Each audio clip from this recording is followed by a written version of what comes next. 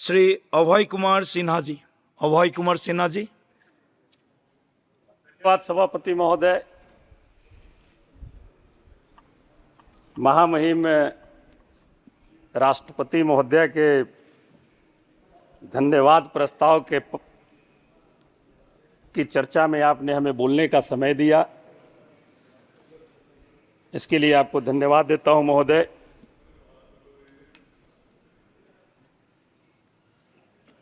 महोदया ने जो अभिभाषण दिया है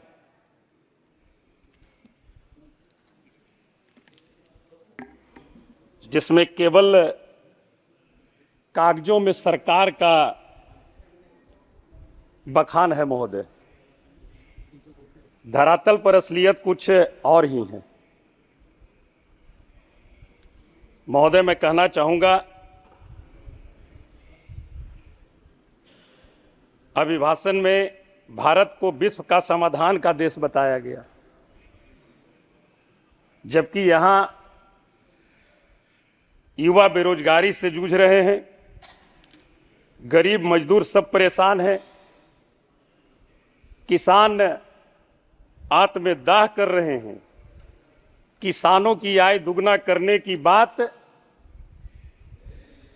जुमला रही, हर पेपर लीक हो रही है महोदय, हमारे छात्र परेशान हैं। जीएसटी से छोटे छोटे किसान, छोटे छोटे व्यापारी, मध्य व्यापारी परेशान हैं। पहले अपने देश की समस्या, जो विकट समस्या है, ये अगर समाधान हो जाए सरकार के माध्यम से तो मैं समझता हूं कि बहुत ही अच्छा रहेगा।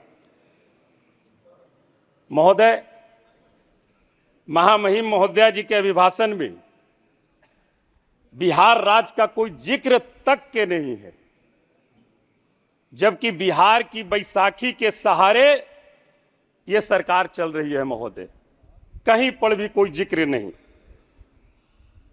बिहार में रोजगार का अभाव है महोदय, जबकि बिहार राज्य में ऐसे संसाधन हैं जो रोजगार का सृजन कर सकते हैं, लेकिन न तो राज्य सरकार उस पर ध्यान दे रही है और न ही केंद्र सरकार ध्यान दे रही है। सभापति महोदय, बेरोजगारी से हमारे युवा परेशान हैं और महोदय मैं धन्यवाद देना चाहता हूं, जब बिहार में महागठबंधन की सरकार 17 महीने चली तो तेजस्वी प्रसाद यादव जी के प्रयास से 5.5 लाख बिहार में युवाओं को नौकरी देने का काम किया गया था महोदय। और मैं बताना चाहूंगा, एक दिन में एक साथ 2,23,000 समथिंग कुछ युवाओं को एक दिन में नियुक्ति पत्र बांटने का काम बिहार में हुआ था महोदय, महागठबंधन की जब सरकार थी। माननीय सभापति महोदय, मेरा अनुरोध है कि बिहार के हालात को देखते हुए विशेष राज्य का दर्जा देकर आर्थिक पैकेज दिया जाए। हमारे माननीय बिहार के मुख्यमंत्री जी का यह बहुत पुराना मांग है कि बिहार को विशेष राज्य का दर्जा दिया जाए। बहुतों तरह का अभियान चलाए, हस्ताक्षर अभियान, दिल्ली तक के यहाँ मार्च किए। तो मैं तो जरूर कहना चाहूंगा आपके माध्यम से महोदय कि अब देर किस बात की, अब तो आप सरकार में हैं, आपकी सरकार है और आपके बदौलत सरकार है, इसलिए अब तो बिहार को विशेष राज्य का दर्जा मिलने में तनी सा भी देर नहीं लगना चाहिए। बिहार में सिंचाई के पर्याप्त साधन नहीं है महोदय, पीने के पानी के घोर किल्लत है। नल जल योजना जो बिहार सरकार के द्वारा चलाई गई, केंद्र सरकार के द्वारा जो चलाई गई है, वो बिल्कुल ही जीर्ण शीर्ण अवस्था में है।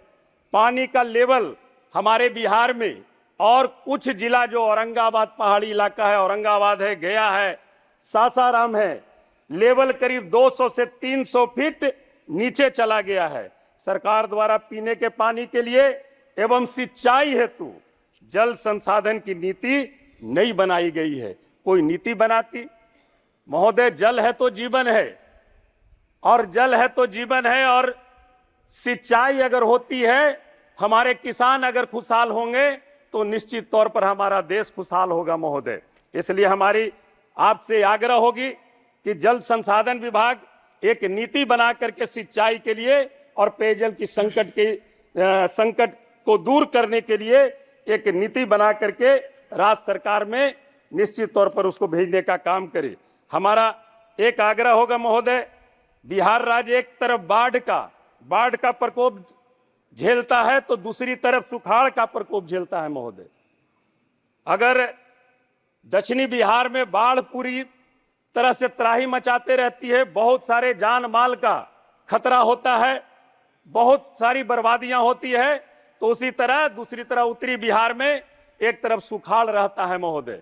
मैं आपके माध्यम से सरकार का ध्यान आकृष्ट कराना चाहूंगा कि जो बाढ़ से त्राहिमाम होती है और प्रति वर्ष कई को हजार करोड़ का नुकसान होता है, इसके लिए राज्य सरकार और केंद्र सरकार को मिल करके एक नीति बना करके बाढ़ का समाधान और सुखाड़ का समाधान निश्चित तौर पर निकालने का काम करना चाहिए महोदय।